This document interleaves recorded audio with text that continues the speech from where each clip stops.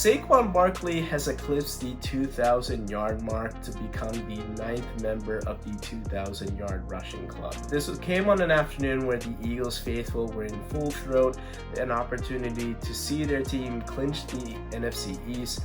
They were wearing their throwback Kelly Green uniforms, and this was just meant to be. Saquon still needed a ton of rushing yardage to get even to the 2,000-yard mark. He came in entering the day at a hair under 1,840 yards rushing, so that means he needed more than 160 yards to get into the 2,000-yard club. And in the first half, it didn't look that great, but the third and early part of the fourth quarter, Saquon got going and he eventually eclipsed the 2,000-yard mark, like I said, to become the 9th member to join this exclusive running back club. And it's been a phenomenal year for Saquon Barkley in his first year as a Philadelphia Eagle. Looking at how his former team is doing in the Sunday early window slot, they actually won against the Indianapolis Colts. And on paper, that sounds good. It's good for morale. Maybe that saves the head coach's job in Dable. But unfortunately, though, they had the top overall pick coming into that week, and the win now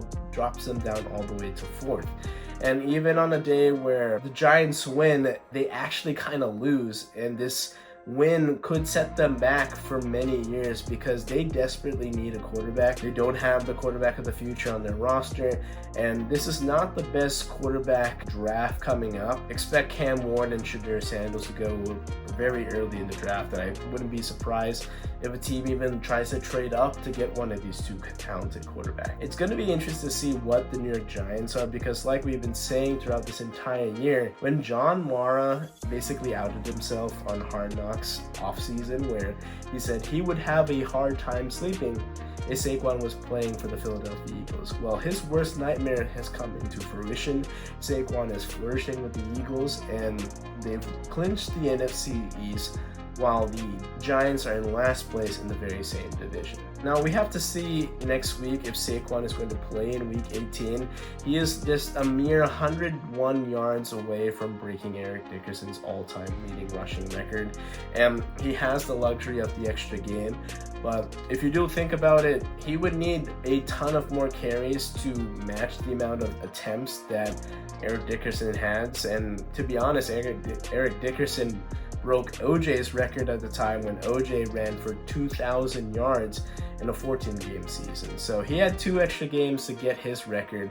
I think 1 extra game isn't that big of a deal, but the risk outweighs the benefit. At this point, the Eagles are playing for much more than just records at this point.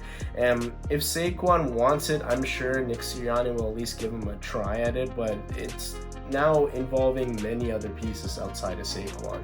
The offensive line would need to be there to block for him. Jalen Hurts might need to suit up as well.